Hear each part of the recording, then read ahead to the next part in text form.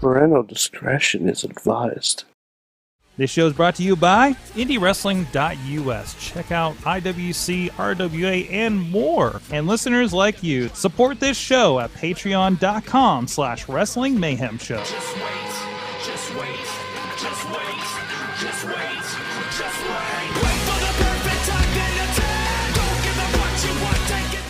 It is the Monday Mayhem Warriors edition of the Wrestling Mayhem Show. I do feel hot, Mike. I think it's because I actually put good headphones on. Hello. I'm back in Pittsburgh, PA. Not in Chicago, thankfully. We're back. We're not doing jazz productions for great causes. We didn't have a show last week because I was involved with the wonderful people at the Black Political Empowerment Project here in Pittsburgh, a great jazz event in support of their cause, and really we had a lot of fun there. Please go check out, support them. It was a good 6 hours. 6 hours of jazz that we produced. Closed set because Sorry, I don't think the wrestler Jazz has had 6 hours collectively. Oh in WWE man! Oh, you don't, dude! It was so much fun. We were on the headsets and we had Chad and Rob, and we were calling our shots for Jazz like a wrestling show on our headsets. Yeah. It was. How many times did you skid 'em up? We did not. That's not really what happens. Listen, Mike. I don't think you know what a jazz concert is. I don't. That's not what they do there. There's none of that. The only thing I know about jazz is there's a team in Utah called the Jazz. No. Not allowing me. No, sorry, Okay. I have 3 jokes here. Okay. Let me get my 3 jokes. Man, that's a lot. Okay. Well, it's the rule of 3s. It's Okay. classic comedy. Go for it. There's a basketball team in Utah called the Jazz where they do not allow music. Thank you, basketball. There is a female wrestler, Jazz, who should be in the Hall of Fame. And there is a quote from Bruce Almighty. It goes a little something like this. Do you like jazz, Evan? Because I can hold that note all day. That's all I know about jazz. Wow. Okay. Well, I learned a lot, and we're talking like 20-minute songs, and man, they're calling it in the ring. Well, I mean, that's jazz. It was great. It was fantastic. It was absolutely fantastic. But it was a lot of fun, and of course, we did that, and of course, this past weekend, maybe we'll talk about a little bit here in a little bit. But my experience at the 3rd Warrior Wrestling Stadium Series show behind production. Maybe we'll talk about what version of Chicago weather I experienced this week, Mike, because the answer may surprise you. Was it snow? No, it was not snow. It's the one we didn't get. It's Chicago. I was windblown all day, and I'm like, of course it's windy. I'm in Chicago. It's the windy city. Yeah. Yes, like it kind of like hit me at like 3:00 standing in the middle of the field. And man, it was the windiest wrestling show I have attended or produced. So some people call it the windy city. Those people don't know how to noun properly. No, apparently not. I learned a lot of things from that trip as well. Also, I can't seem to find deep dish pizza before I leave at 9 in the next day. But that's to be fair, that's not pizza. Listen, that is a cheese and tomato casserole. I want to. Listen, man, what do you got to do? Even if you don't necessarily agree with what it is a local delicacy. You go get your cheese sticks over in Philly. You get some fries and coleslaw on anything here in Pittsburgh, and you go get this magical, weird unicorn that is deep dish pizza, because that's what you do in Chicago, apparently. I'm not saying it's not delicious. I know the Beastman got his. Zach Hunter was telling me about how it was like they checked in, waited, stood in line. It was like a process. And I was like, okay, that must be there you go. And I was like, well, how was the pizza? It was like the best damn pizza I've ever had. I don't know Zach Hunter's, the punch and kick guy's affinity for food taste. Okay, so I'm not gonna judge. He might be ordering Domino's, and this is his first experience out of that. We don't know that. We have no context for this. Okay, The man was 4 states away, and I don't know how much he travels. I literally don't know. I'm be honest about that. So, but no, maybe hey, Mike, maybe we'll have Zach Hunter on the show in the next couple of weeks, and we can ask him about that pizza. Okay, we can. Yes, yes. Yeah. Sorg, do you want to know, speaking of food, do you want to know what I'm snacking on right now? Why? Why not? Welcome to Foodcast. Dunkeroos. Dunkeroos! Do not tell Joe Dombrowski. Where'd you get those? I randomly check Walmart.com for Dunkeroos. Wait. This is a thing that you've been doing for a while. You just say, I wonder if there's any Dunkeroos on Walmart.com. Yeah. Okay. I found it one day. It came up. I ordered 3 motherfucking boxes. Wow. Stock up. I ordered 3. Sorry, they're $6.99 a box. You just like we're gonna order more Dunkeroos than we do toilet paper. Either way, I'm ready for the next wave of this pandemic. So you know the background of like Joe Dombrowski and Dunkeroos, right? I do not. Like he is part of him getting booked on shows in Canada is proximity to Tim Hortons and the ability to get Dunkeroos and Crave cereal. So, should you take a screen cap of this just to show him and rub it in his face? Oh, hold on a second. Yeah, just hold that up for a second. You got any words? Maybe I'll just do this for a clip later. Mad Mike, do you have any words for Joe Dombrowski right now? Joe Dombrowski, I know you are so jealous of me right now because not only do you not get booked on the Monday Mayhem Warriors, you're not getting these sweet roos, these sweet Dunkeroos. Fantastic. That is exactly what we needed at the beginning of this show because let's be honest, the highlight for me is when Randy Orton became Sam Fisher at the end of WWE RAW. Oh, you know, I loved it. Right. It was fantastic. All right, Come hold on. I was gonna play a game because as soon as I saw it was Bobby Roode, I turned off Raw. Yes. And that was a mistake. And I was going to guess exactly what happened. In fact, I did throw a tweet up. Mm-hmm. I threw a tweet up. Let's see. My last tweet was at it was 28 minutes ago. And I said, I just turned off Raw. Let me guess. Claymore, then an RKO out of nowhere, and Randy says they'll fight in Heck in a Sec. How accurate am I? Wait. What did you say again? Well, I'm sorry. I was reading about what pizza place I should have checked out in Chicago. Fair enough. A Claymore to Rude, Drew wins, and then an RKO out of nowhere, and then Randy challenges Drew to Heck in a Sec. 0. Really? Oh, so you don't know what I'm talking about? No, I do not. So Bobby Roode's the new champion. Oh, no. Okay. Yes, Bobby Roode's the new champion. Yes, correct. Well, dude, I'll fake news the shit out of pro wrestling. Let's do this. Because if you do it enough in pro wrestling, it will become real. Because instead of just a bunch of people thinking it. But anyways, sorry, it's been a day. Okay, so I actually don't know what happened. Okay. I just assumed it would be Mike, the least common denominator. Are you familiar with Splinter Cell? Roughly. Okay. Like cool spy guy, voiced by Jeremy Iron, and he's always got the night goggles, right? Yeah. Match ends with Bobby Roode, your new WWE champion. Because of course,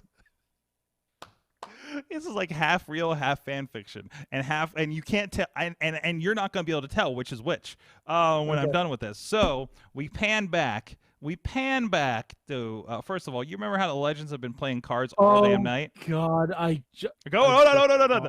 We pan back to somebody in a mask doing janitor things in the back hallway. He walks up to the Legends Lounge. I love everybody has a lounge now, by the way. And it's Randy Orton. He goes and he puts on these glasses, the coolest night goggles you've probably ever seen. I really think they're just purple sunglasses. He walks in, they stop and see him. He turns the light off, and you hear a lot of clanging. Lights on, they're everywhere. Right? Now, it does get disturbing because I didn't catch that he was holding a chair, and to me they sounded like gunshots. So it got a little like, What's happening right now, Randy? Did we just kill an entire class of the Hall of Fame? Honestly, can we? No. No, I'm Come tired on. of these You made me mad. I unplugged that my have- headphones. You could be saying anything right now. All right, I- I'm back. I'm tired of Raws focusing on people over 40. They were playing poker all night. They were not playing poker because there was no way Ric Flair had a royal flush. 3 face cards weren't even fucking showing. Listen. Okay. Like, if you're gonna, sorry, they're not playing poker. They can literally set it up where Ric Flair does have a royal flush. That would be funny. They didn't even do that. Mm-hmm. They didn't think 3 feet above their asshole. Who had Who had the grooming? And I'm gonna say for show, that's 4 feet. Yeah. So that was a thing. So Podner is saying he checked out at the grooming segment. Well, who was grooming tonight? I missed that. The whole Dominic Aaliyah bullshit. Oh.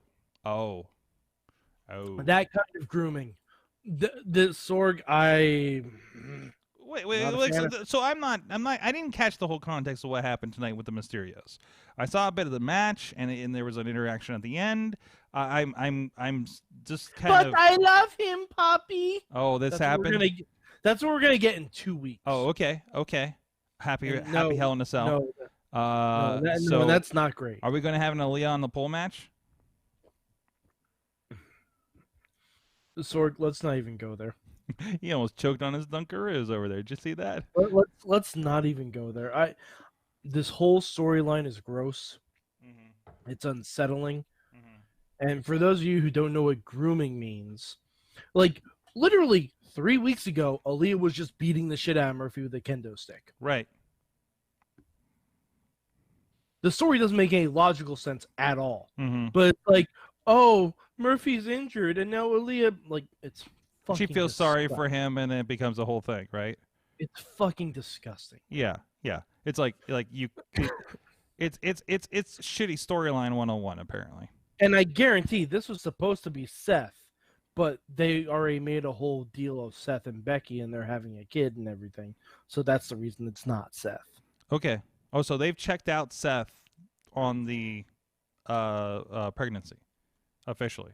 Is that right? What? Did they check out Seth? Like, is he gone for a bit now?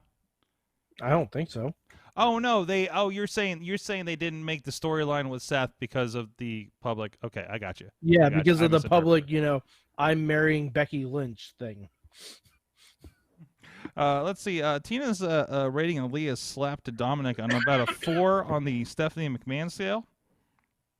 That's fair. But I don't like this whole thing. No. I started watching Raw again, probably about 45 minutes late. We had our buddy Jim. By the way, I want to throw congratulations out to Jim Ellermeyer, who's celebrating his anniversary of being clean. That's awesome. So I want to throw that out. He talks about that. It's going to be on tomorrow's edition of Fishing Without Bait, and he's got a great video talking about kind of the moment of clarity with him over on Without Bait on Twitter. It's he came in so subtle into it, and I'm like, no, this is a big deal. We're going to celebrate. Like congratulations. Let's get some energy with this. So I just want to throw a little bit of shout for our friend out there. But anyways, back to things that drive us to drink. So I tune in about 45 minutes in, and then I see a commercial immediately for SmackDown, and I realize I'm watching the wrong show. What were you watching? No, the show I want to watch is on Friday. Oh, well, yeah. Yeah. So that's where I'm at, because I'm like, oh, everything I was interested in from last night happened for Friday's show, which is true. Because I think you were on the same page with us last night in Mayhem Dome. I don't know if you guys saw the pictures on Instagram, but this is some fun, not fun, but some great storytelling happening with Roman and Uso. It was the best. Like, okay, we gotta make sure people know that Roman's a piece of shit now. I want to start calling myself the tribal chef.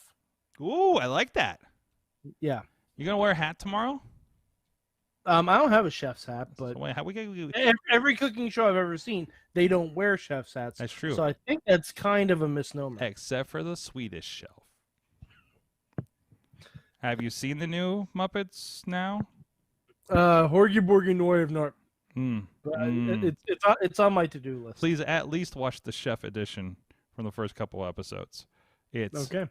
He has guest chefs and they kind of compete, and Of course. and I think As a you do. turkey is the host, if I recall. It's pretty fantastic. It's definitely a modernized Muppet Show. Okay.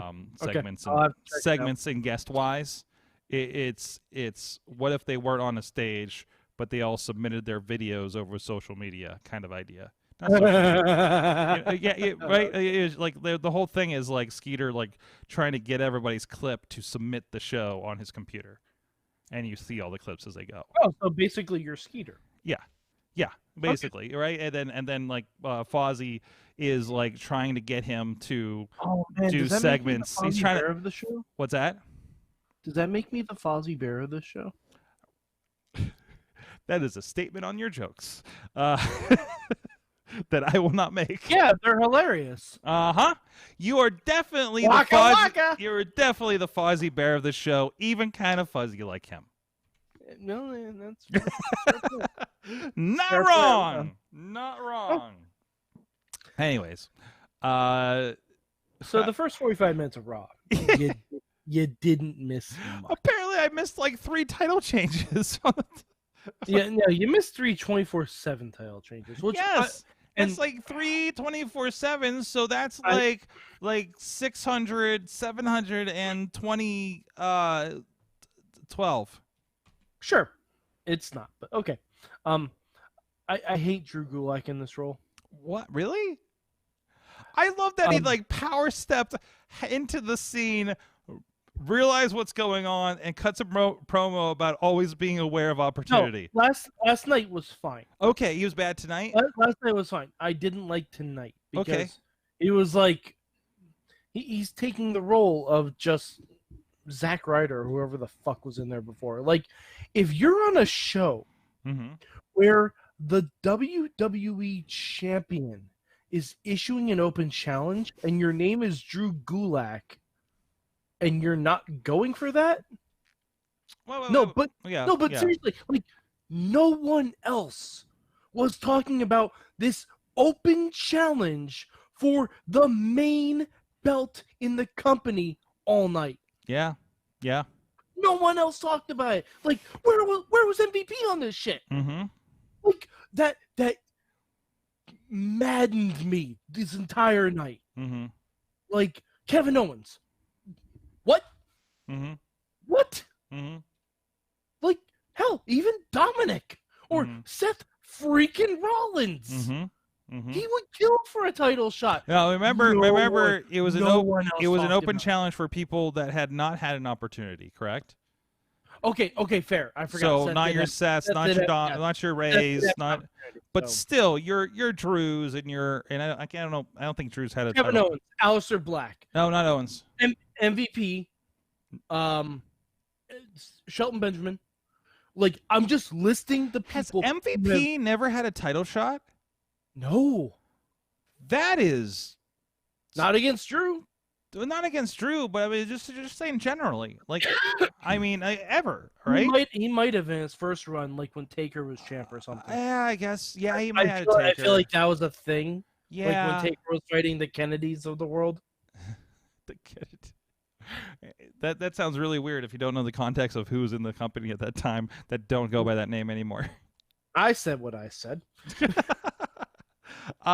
Kennedys of the time. Yeah, but Yeah. I mean, geez, But- could you imagine if anybody freaking deserves a title shot? It's freaking MVP. Even now, But, like, I give but, him like, now. Give him no give one- him that salmon jacket moment. No one mentioned it. No. And it irritated. The only person that mentioned it was fucking R-Truth. Mm-hmm. And I don't. Because and technically, R-Truth he- R-Truth is the most aware WWE superstar on the roster. R-Truth is the uncrowned WWE champion because if you remember, all the way back 3 years ago in June, there was a tag team match where Truth and Drew, both champions, teamed up against Lashley and MVP. Oh, so I guess MVP did technically have a title shot because it was for both championships. But Truth got the win in that match, so he technically should have become the WWE champion. Because it was only for the WWE title. It wasn't for Truth's championship. It was only for the WWE title. So technically, Truth should have won the belt that night. I like that. Maybe Yeah, all right, so MVP has had a shot at the WWE championship. So maybe he gets. He'll strike you from the record, but Shelton should have been on that like white on rice. So I felt like Shelton probably did back in the day too. No, but they're saying if Drew hasn't defended against someone. Okay. That's what they were saying. That's why Dolph came out and said, yeah, all the bullshit that he said. By the way, good to see Bobby Roode back. I'm good with that. I'm okay with this. I don't care. That's fine. It's fine. Hopefully he does a little more. I don't know. Where is Keith Lee? Does he have coronavirus? No. He had a fucking match earlier. Where was the rest of Retribution? Keith Lee for a WWE Championship match. Where was the rest of Retribution? The doing a light show. And that's it. They are quarantined. They are. Yes. They all tested negative, but they came into contact with someone who has coronavirus. Well, maybe if their groups weren't so damn big. Yeah. Maybe if you didn't have 25 people in the group and you all ride in the same car, you wouldn't be getting it. And maybe if they wore N95 masks instead of Bane masks you got from Spirit Halloween. That's right. Right. You know what? If nothing else, Randy Orton, completely safe tonight. Well, until he was not safe to everybody else in the room. But that's a whole other thing. But like that frustrated me the most out of anything of tonight's Raw. Like maybe not more in the Aaliyah stuff, but that's more of a social issue than anything else. Like a functioning wrestling program wise. Oh yeah, it was idiotic. It was yeah. Even if you've had a match earlier in the night, like it's a WWE Championship match that is being given away for free. Yeah, absolutely. No, I'm with you. But there's always that fuzzy math. I was starting to think about because there was a I think it was Grimes on the last week's NXT. They're setting up for that Gauntlet Mania thing, whatever the hell they called that thing. Which sounded and felt like a game mode made up for Battleground. But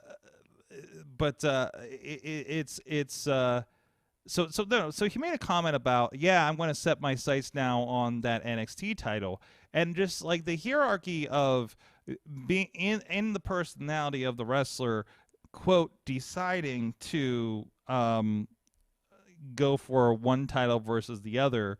Like there's no establishment of ranking of, oh, you're ranked here, so you qualify for the United States title versus the Universal title, right? Like that. Like literally, it's I've decided I want to fight Drew McIntyre for his title because, and there's nothing else that motivationally I feel it goes like right. Are you with me on this? Are you tracking this too? I don't even know. Are you cross-eyed? Like Samoa Joe should have hopped in the fucking ring. Like. I'm not literally anyone. I'm not clear on if he's cleared to wrestle. I don't care. He should go in and do something. I'm serious. Like I want someone to show a desire besides Randy fucking Orton to be the WWE champion. And then the desire music hits. This is the #1 belt in the company. This is what everyone literally says. If you're not here to be the WWE champion, why are you here? Like, there should have been a line of people. Like, there should have been countless people. This is not like the U.S. title or the tag team titles or the 24/7 championship. This is the main title in the company that only, let's be conservative, 8 people a year get a chance to hold. Like, I'm giving you a soundtrack because you said desire. Continue. No. Continue because- before we get pulled off Facebook. Hopefully that wasn't enough. Like Dave says, Asuka versus Drew. Yes, Asuka answers open challenges all the time, apparently. Why? Where was the women's title tonight? Oh, what is happening? It's. I know. It's probably all. I know it's probably all coronavirus exposure sidestepping is why. I don't know why X isn't here and stuff like that. Oh, hey, look, we're arguing over there. I'm pretty sure there were a whole bunch of people that were exposed to someone who tested positive, and that's why Cedric Alexander wasn't. And this on is tonight. this is that's why Shayna and Nia are gone from TV for right now. And this is a far-reaching thing because, like, even the show in Chicago this past weekend was affected by it. Like, not all from this outbreak in WWE, but there's a outbreak happening otherwise. And there was a number of people that couldn't make the show for stuff. I got fly in here, So I mean, this is hit, like, this basically has hit every promotion this week for this kind of stuff. So, which, the argument whether they should be being even safe the and guy everything. just said WWE run a sloppy shop. What? Even whoa! those guys? No. But they remember they had Brian Cage off because there was a possibility he did. They are. Doesn't Murder Hawk have it? Yeah, he has it, but he doesn't show up and infect everybody else. That's the point. Oh, That's the point of being a sloppy shop. Versus WWE apparently exposed an entire faction to it, like that, because they're not. But you don't even know if it was someone within the company or someone just. No, yeah, absolutely, there. Absolutely. Because you can't. I don't know.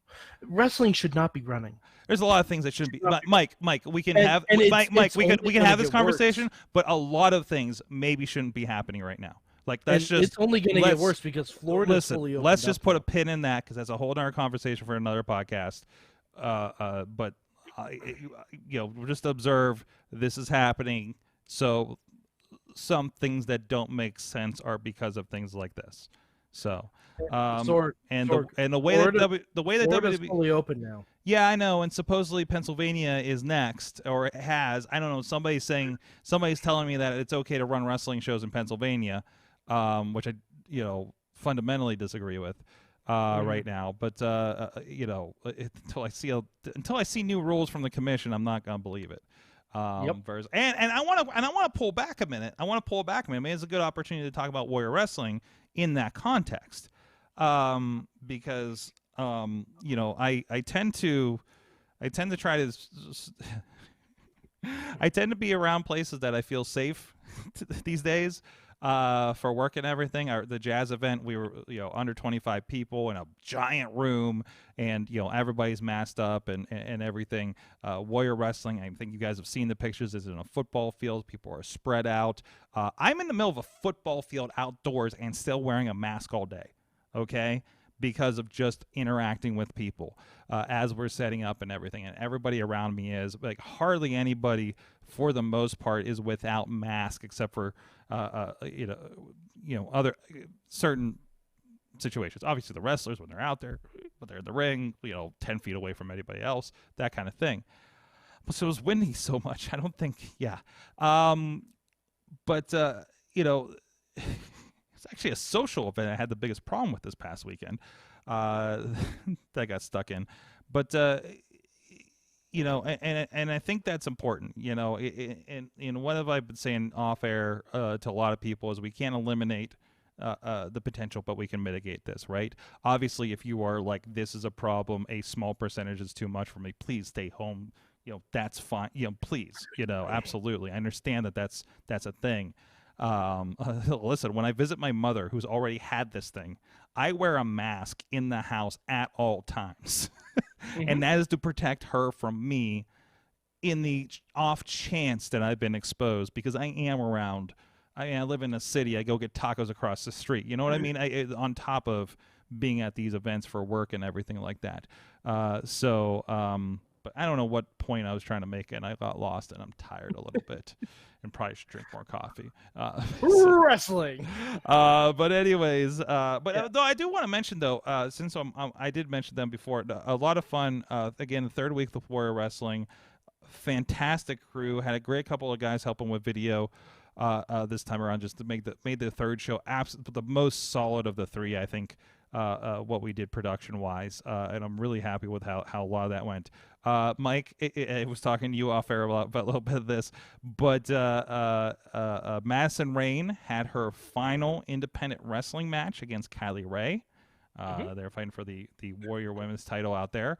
Fantastic match, and I don't know if you've experienced Kylie Ray in person, but this is like the third time I have behind the camera at least, and she is a delight, Mike, as much as you would expect seeing her. I mean, I have not experienced her live. I would imagine she's a delight. She's Smiley Kylie. I don't know if you're aware that in the Indies she comes out to the Pokemon theme. Yeah. Okay, I was not sure. I've heard that. And she was wearing the Squirtle themed outfit this time around. Of course. So. Well, I think I've seen her dress up as Misty from Pokemon at some point. Oh, I'm sure about that. And I want to throw a little bit of a respects and shout out to our commentators who were aware.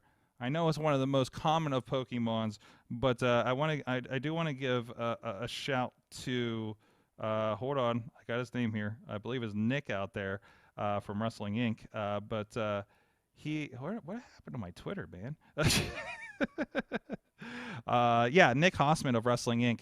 Was on commentary for us and knew the entire evolution lineage of a Squirtle as she seemed to power up through the match. So, but no, that was a lot of fun. I don't know if you've seen the images and footage coming around of Joey Janela jumping off of a football goalpost onto Frank the Clown and his associate. So, great main event with Brian Cage, Trey Miguel, and Brian Pillman Jr. It was a fantastic three-way, and of course Trey Miguel, who we've talked with over on Indie Mayhem show. Actually, Dutters interviewed him at a welterweight wrestling show probably about 2 years ago, if my math is correct. So some really cool stuff going on there with what. Check them out. That stuff's on Fight TV. I think it's going to be on other platforms in a couple weeks as well.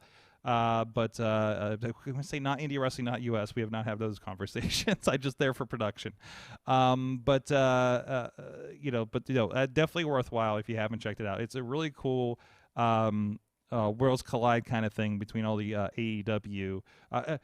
Mike, I witnessed a fantastic match with Mike Bennett. That's Bennett and Cheeseburger.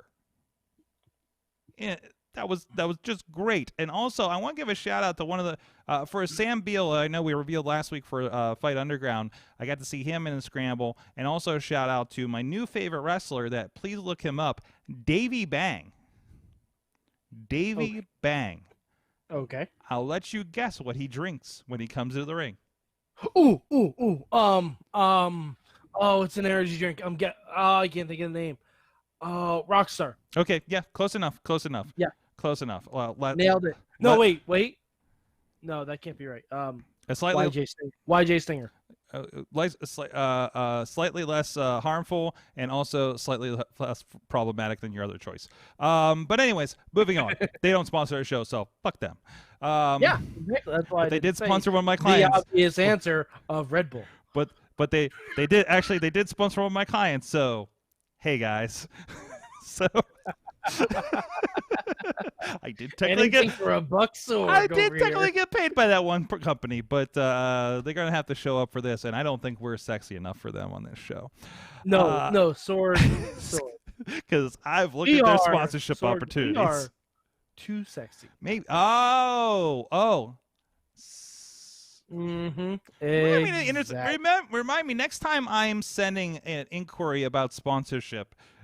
I was writing some tonight for another endeavor, and I just want to say, too sexy for Bang, don't you want some of this, is going to be the next tagline. Yeah, I like it. Yeah. I like it. Yeah, that's good. That's good.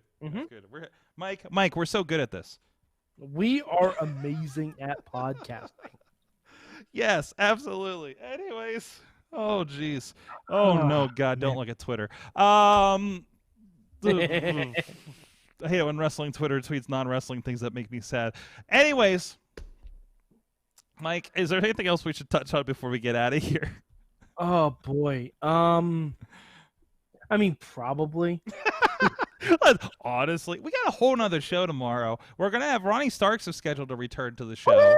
We got to talk about the Elimination Chamber that led to the first Money in the Bank cash in, and I will probably rewatch and talk about what happened afterwards because that is from the first week of this show, not this show, but the original Wrestling Mayhem show. But PA can do 250 for outdoor events, so it's only a matter of time. Oh, all right. Oh, good. So we can still do 250 outdoors leading into the winter. The Yule Brawl coming to Clearfield. Probably. Going to where? Clearfield. Clearfield? I'm like fucking going to Clearfield. I was just naming a sorry. town I know that's held events. How do you know that? Oh, because it was in the name. That's yes. Right. That's right. And also, how do you know? We've done this podcast for over 10 years. It's true. I occasionally listen. I might have named. I might have influenced the name for 6 of those events in Clearfield. So there might have even been some carnage in Clearfield. No, there was. That wasn't the one. Mine was Cataclysm. Maybe some chaos. No, I don't think there's been chaos. Damn it! I know it's a fucking C word.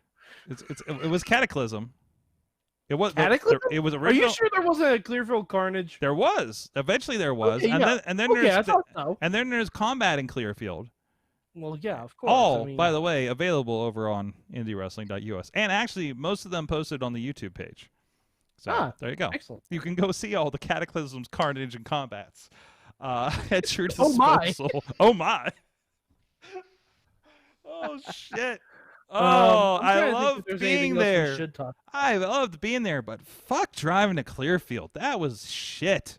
And I just did 3 weeks of driving round trips to Chicago.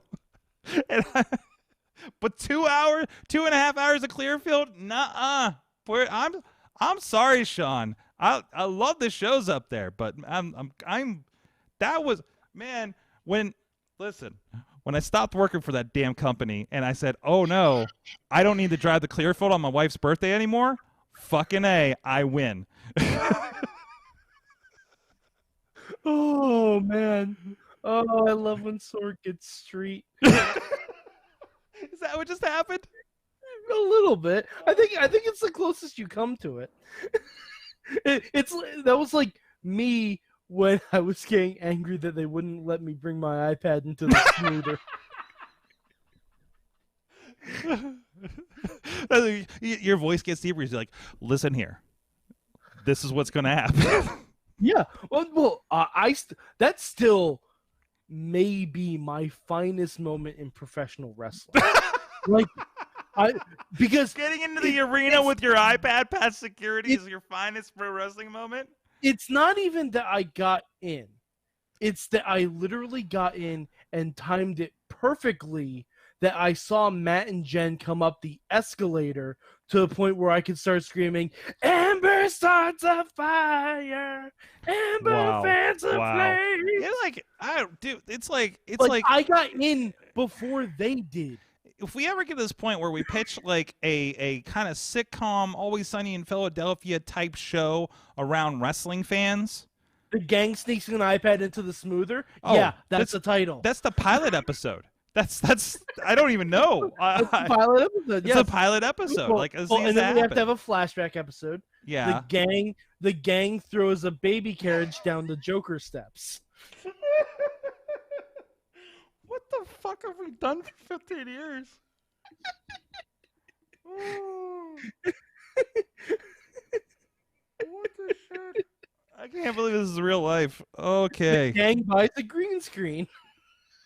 No, I didn't buy a green screen. It was a green sheet I bought at Walmart and threw it over like a hangers kind of thing, and I put it in the living room. And we did it before WrestleMania. Watching the pay-per-view in my living room, and that is the WWE versus TNA promos that are on YouTube. God, In the I'm telling you. supposed style of the old Apple Switch commercials with Hodgman and what's his face that was in Justin Tusk. Long, Justin Thank you. Long. Yeah, Tusk is the thing I could think of. I didn't want to say the throaty attorney from Jay and Silent Bob reboot because that fell a little too deep cut for a quick reference. Sorg, we have to bring those back with WWE and AEW. What? Oh, I don't know. I think I think we could make some. we can fun make some ones. good ones, but there's definitely some notes we hit that might be problematic these days. So, No, but we can make all new problems. okay, we can make new problems.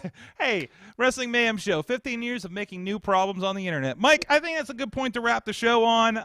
So, again, we'll be talking about stuff tomorrow. We are scheduled to talk with Dash Bennett, and we'll really ask him about insurance, according to the Fight Council. That is scheduled. We're going to record midweek, and we've been doing those off-air these days, just scheduling and stuff. But that will premiere typically 10 p.m. After you watch your SmackDown. Flip over to IndieWrestling.us, YouTube, and Facebook for the premiere of our interviews that we have there. I got a couple other cool ones I'm going to put some inquiries for the next couple of weeks. No, it's not like Brian Cage or anything like that. I didn't really get a chance to talk to too many people. I did talk to one of my cameramen, got pile driven by J-Rock. That was a fun connection. So Did he try to give it up a second time? Things I should have asked. Because granted, I have not personally interacted with J-Rock. The one thing I do know about J-Rock is that you give it up one time. Or you ask one question and you bought a half an hour of podcast. You were there for the Jake Roberts story, I believe. Yeah. So, yeah. So you gave it up like 30 minutes of time for J-Rock. So, but Well, one time equals 30 minutes. That's right. That's right. That's Cleveland math. You have seen his matches. Anyways, guys, thank you so much. Love you, J-Rock. Thank you guys so much. Mad Mike 4883 that has triumphantly returned to your Twitter airwaves. Yeah, but I don't need your follows. Yes, but give him okay. I don't need your penny follows. Okay, Big Mike. Although, please tell him what you think of Star Wars Resistance. yes, because I'm currently not lacking of shows to watch. No, but lacking of shorter shows to watch. Yes. I'm like, do I really want to invest in The Boys or Lovecraft Country right now? See, The Boys, I'm waiting until the whole season is done. Yeah, and I can just plow through everything because, like, I get they want to do a weekly. Just like Homelander. I'm not going to argue with their vision, but I want to let the season finish and then I can just watch it at my leisure. Yeah, I wish I could have inserted that Homelander sex joke, but never mind. That's what she said. It gets weird, man. It gets weird. Or weirder than wrestling. Oh boy. Yeah.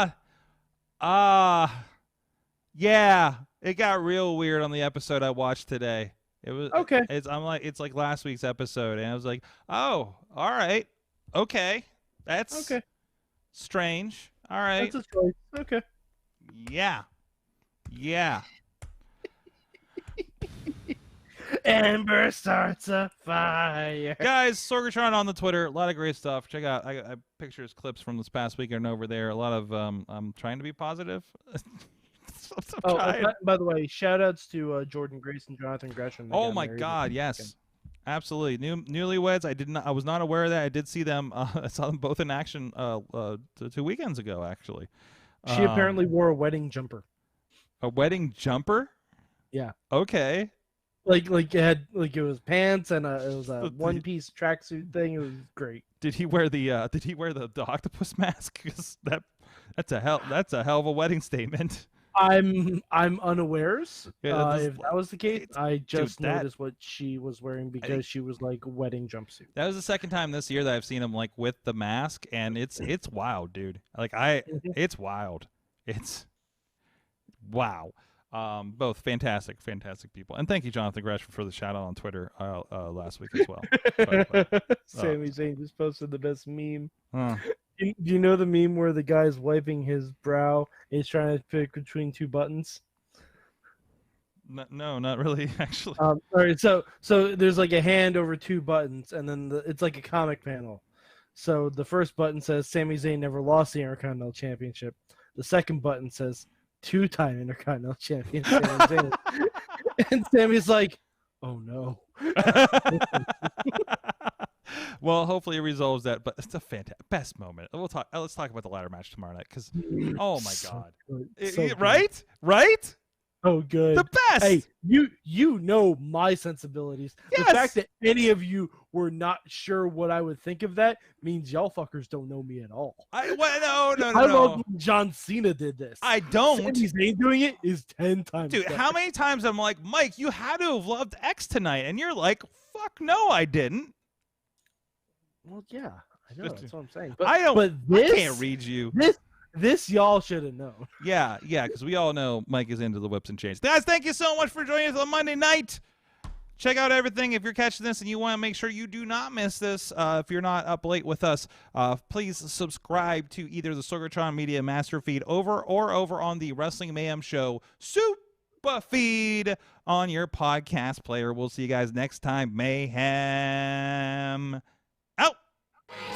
Just wait, just wait, just wait, just wait.